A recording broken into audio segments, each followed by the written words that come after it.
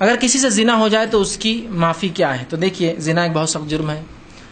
اس کے تعلق سے آپ صلی اللہ علیہ وسلم نے ایک حدیث میں فرمایا کہ وہ لوگ جن کی دعائیں قبول نہیں تو اس میں سے ایک ہے جو حرام کھائے اور دوسرا ہے جو زانی ہو. زانی کی دعا اللہ قبول نہیں کرتا ہے. تو بہرحال اب زنا ہو گیا تو کیا کریں؟ اس کی توبہ کا کیا ہے؟ تو یہ اللہ سے آپ سچی توبہ کریں. اتنی توبہ کرے اتنی توبہ کرے اتنی توبہ کرے کہ آپ کو لگے کہ یہ توبہ تھی اور واقعی میں سچی ہے، یہ عمل کی طرف دوسری بار نہ جائے.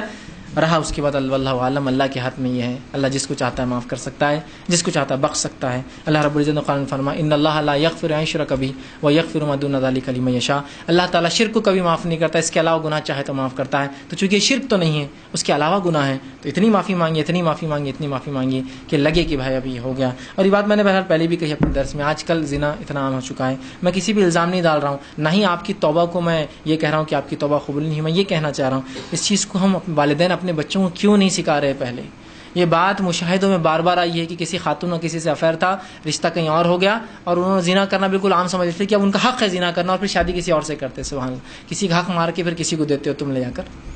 تم کو ایسا لگے گا جو چیز تمہارے لیے کسی اور کو استعمال کر لے اور لا کر اس کو دی جائے.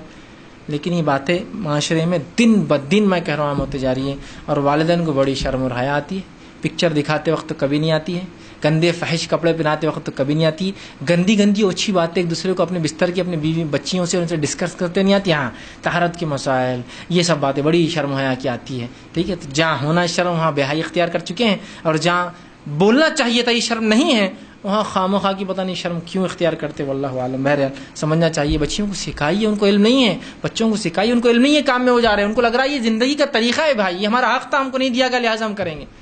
سکھائیے، بہت اہم چیز ہے. والدین اپنا حق ادا کرے، بچوں کو اس چیز کا سکھائے. جب بالغ ہو جائے تو اڈلٹ ایجوکیشن ہمارے گھروں میں دیا جانا چاہیے. یاد رکھیے، علم بلوغت جس کو کہیں گے، بالغ ہونے کے بعد کے علوم جو اس کے جسم میں تبدیلیاں آ رہی ہیں اس تبدیلیوں کو والدین ڈسکرائب کرے، ایکسپلین کرے، یا کم از کم علماء کے ایسے بیانات ہو تو وہ تو سنا لے جا کر.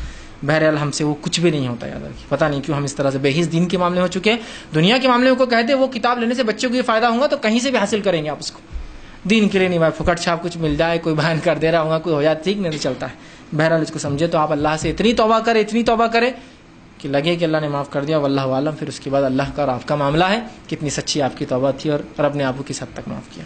کسی نے آگے سوال کیا